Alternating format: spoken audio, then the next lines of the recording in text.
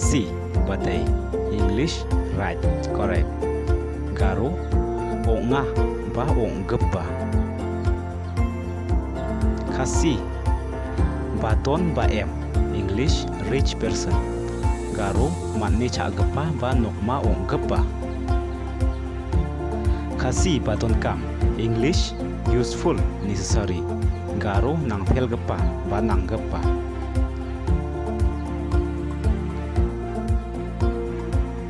Kasi bangai English faithful believer. Garo baby raah. Kasi baibam English scholarship. Garo chaani khoros. Kasi baikau English money to buy rice. Garo tangka merong rana. Kasi baik English dear love. Garo kasa ah. Kasi baingon English brinjal. Garo bareng. Kasi by hostel English hostel fees. Garo hostel na tangka. Kasi by yonong English profit. Garo lapman na ba lapman geba. Kasi by light English electric fees. Garo karen na tangka.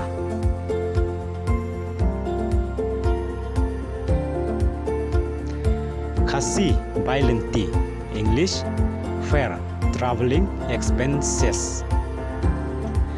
Garo riyani tangka. Kasi baim English living. Garo tanggepa.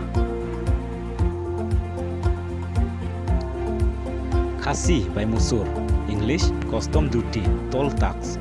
Garo musurna tangka. Kasi by nong English wages. Garo kam kaani ko onna. Kasi by school English school fees. Garo school na tangka.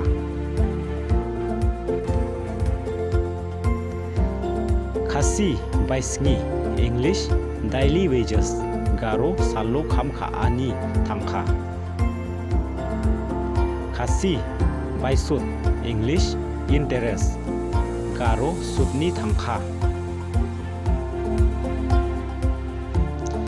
Kasi by senyang English subscription. Garo on gela ba on gelna. Kasi by try English original price. Garo machong.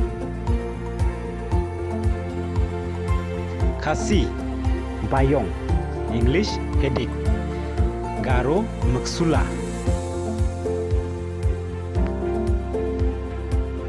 Kasi bayo English rich well to do.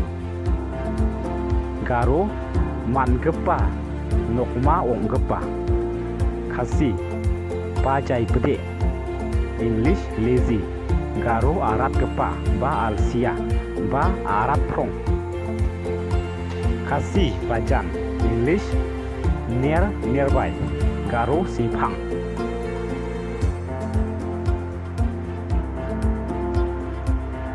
Kasi baje English clock watch bell. Garo khori ba baje. Kasi bajam English soft easy. Garo nom gepa ba nom mah. Banto ban keno ru ngam danang bha. Wat la kata ru ngakwa ban share ya ka ke bangatip bat bangas nutu.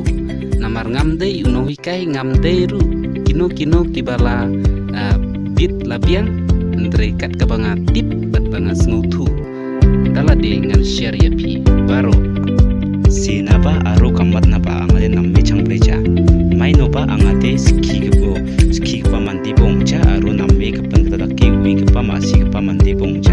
Ndi ba anga mai ko ma siau rumai kuma na songna share ka painga.